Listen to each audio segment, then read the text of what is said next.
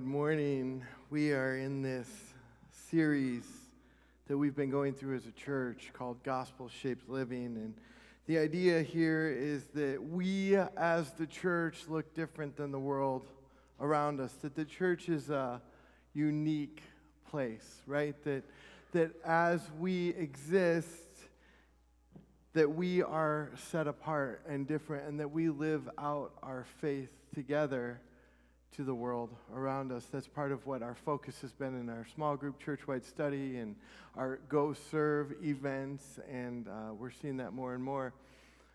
Every day, opportunities to be unique in a world that does not often or always live that way.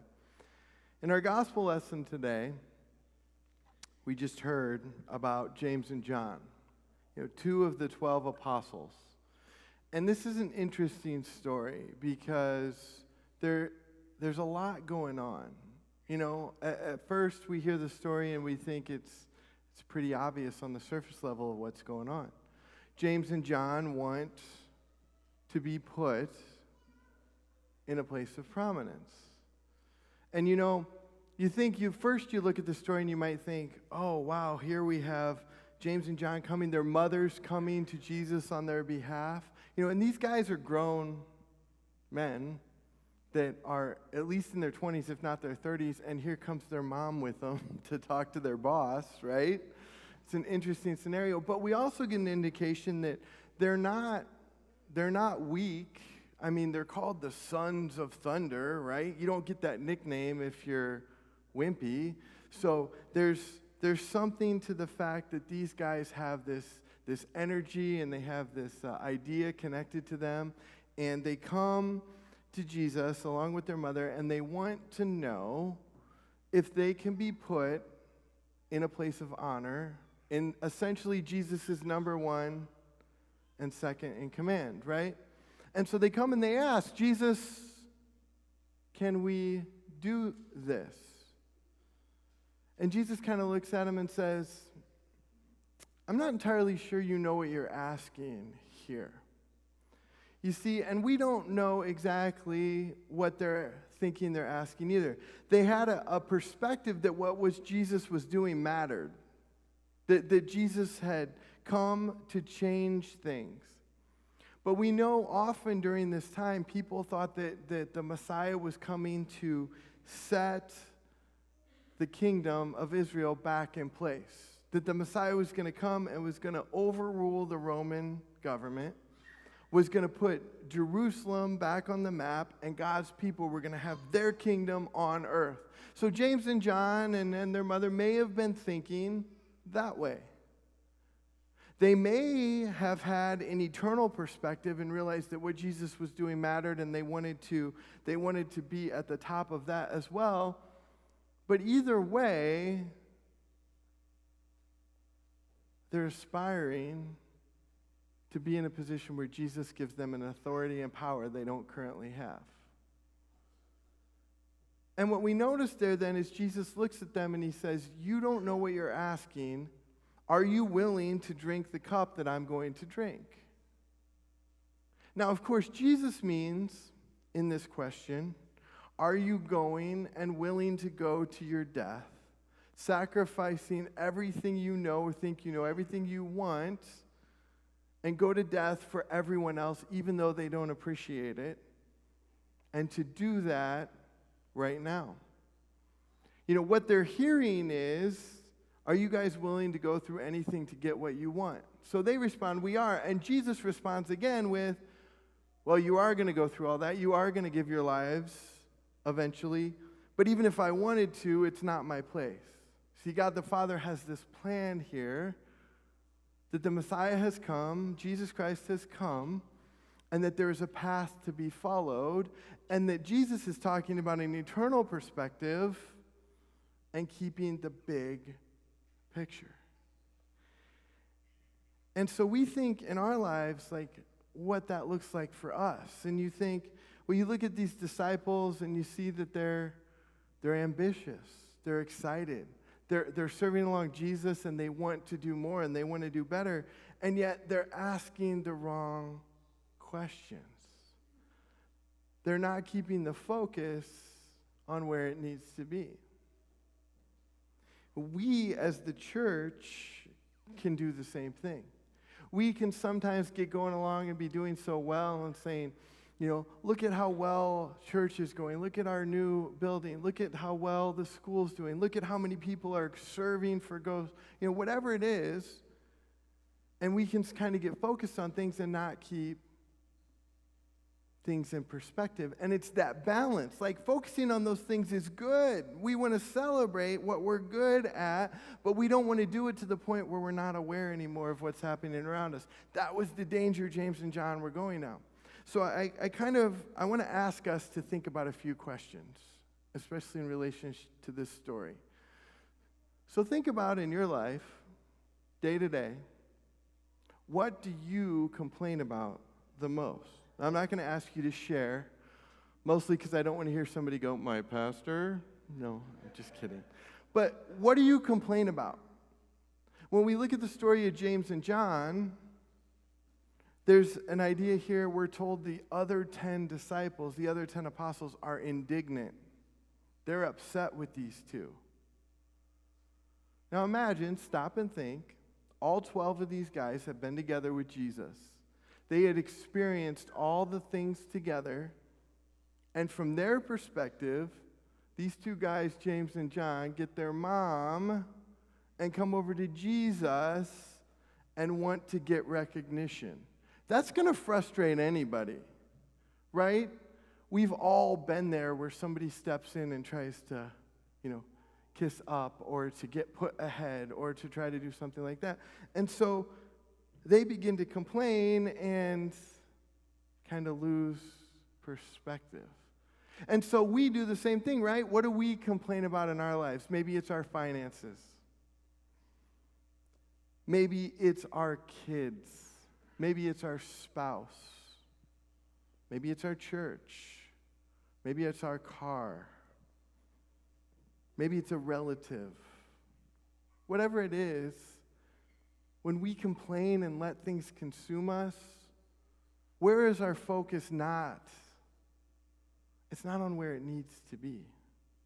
So I just want to help us keep that in perspective. The next thing is, what do you sacrifice your time for? Peter is saying to James and John, guys, we've been doing this. We've been living humbly. We've been living meagerly. We've given our lives to spreading the message that the Messiah has come, that Jesus came not to be served, but to serve. We've gone all around the region telling people that there is good news, that the thing that God the Father promised since sin entered the world is here, and we've given our lives to that. And yet James and John are saying that they want to focus on getting ahead. They want to be rewarded for the way they've spent their time. They want recognition for how they've spent their time. And in our church life,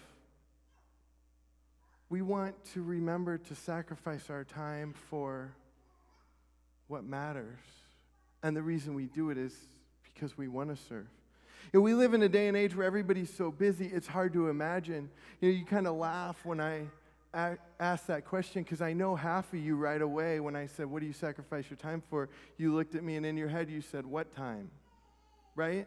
Because it's so easy to be so busy between everything we have to do that when we have downtime, our first inclination is just to relax, to shut down, to do something we really want to do that maybe isn't healthy. And it's just, again, it's keeping that perspective of time and where we put it and what we're doing and why we're doing what we're doing. What do you worry about? What is it that when you get frustrated, when you feel like you're lacking something, where do you spend your time worrying? James and John were worried about if they were going to be recognized for their hard work. James and John and their mother were worried about if Jesus was putting them in a place that they thought they deserved to be. For us, we worry all the time. We worry about money, kids, transportation, husband, wife, family members. And we can let these things consume us to the point that we're so worried about this or that again, we've lost focus. In all of these things, none of them on their own are bad. But when we look at it in a measure of saying, what are we complaining about? What are we spending our time on? What are we worrying about? Then it starts to give us a picture of what we're focused on. And sometimes it's just recalibrating. It doesn't mean that we're bad people. James and John did not all of a sudden go from being disciples of Christ to being, Numbers 11 and 12 because they asked the question. James and John, the entire time, for the most part, were doing what they were supposed to be doing. But then when they lost focus, it took their focus off of where it was supposed to be. And so Jesus was just reminding them to bring it back. Jesus was just reminding them to recalibrate. It can be really easy to get off track, especially in a world that tells us that we should always be concerned about number one. It can be really easy, even when we're doing the right thing, to then lose the right perspective. What do you dream about? What is it that when you picture, if you could have everything the way you wanted it, what is it you dream about?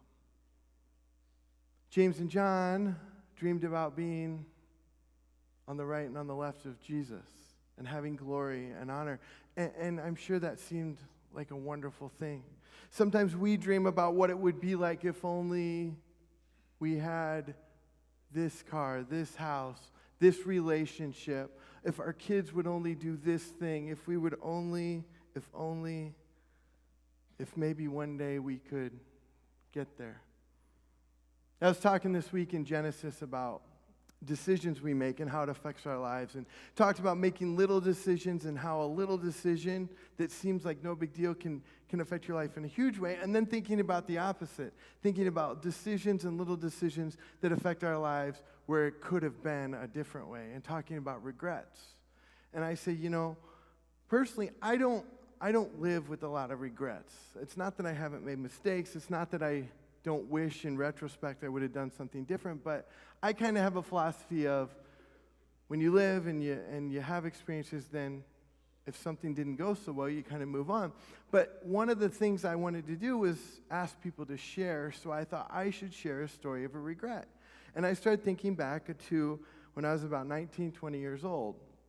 My grandfather had passed away a few years prior to this, and then I received a small inheritance and had a few $1,000s, and I thought, I got a car because I needed a car, not like a brand new car, but I just got a car, and then I had some money left, and I'm like, I'm going to invest this. And I didn't know the first thing about that sort of thing, but I thought if I put some of this money away, then maybe I can pay for some school or pay off student loans later or whatever it's going to be. And I started talking to some people and reading about things, and there was this little company at the time that wasn't doing so well, that was starting to talk about some bankruptcy and restructure, and they sold books on the internet. And I don't know if you've heard of them today, but it's like called Amazon or something. But at the time, it was like they were saying, well, they're losing money right now selling books, but they're so much cheaper than like Walden Books and Barnes & Noble that someday they may be able to compete with those places. And as we know, those places are thriving and doing well and having no issues. Retail is great, and this Amazon company nobody's ever heard of. Oh, wait, no, it's the opposite of all that. So here's the thing. If I would have invested, I looked this up yesterday, if I would have invested $100 in Amazon stock, guess what it would be worth today? $100. $120,000. So it's easy to say, oh, I could think about how much easier my life would have been, or I could say, well, I regret that I didn't do that thing then, or I could lose focus. But the reality is, we all have those moments in our lives where we lose perspective, where we make a choice and then we blame everything that happens after that on that choice we did or didn't make. And the truth is, that's not how it works. Jesus Christ came to live a life that we can't live. He came to live a perfect life. He calls us as his disciples, as his followers, to live a life that models the love he showed people, that tells people the message of the gospel clearly. He calls us to serve not because of what it's going to get us, but to keep an eternal perspective. He calls us to be selfless in a world that all the time is selfish. You know, the world will say, do what you can do for you as long as it makes you happy and doesn't hurt anyone else. Do it. You be you. That's the message of the world. Jesus says he came, God, creator of all of this, the universe, came down here as one of us to model a life of service. Jesus says, put other people first and put your needs second. And so the practical way of doing this is say, it's okay to have ambitions. It's okay to want recognition for your work. It's okay to desire to get ahead. But in regards to our life of service as the church, that we always keep a perspective on serving others first. That we keep the focus on what others need and putting aside our wants and needs to love others the way Jesus loved us. You know, we see a lot of examples of this. This church is really good at doing this. It's really good at putting needs of what we see into action. You know, this Go Serve thing has been great because we're seeing people stretch themselves, step out of their comfort zones. People serve other people and just say, we are happy to be a part of this community, and we want to do something little to give back. And we're meeting new people, and we're doing new things, and it is exciting. And so what today is all about is just kind of recalibrating that focus. As we continue to serve alongside one another, as we continue to show others the love of Jesus, just to remember to keep the perspective on where it needs to be, on the cross and on the empty tomb and the resurrection victory that we have through Jesus Christ. And that's my prayer for us as the church, today and every day. In Jesus' name, amen.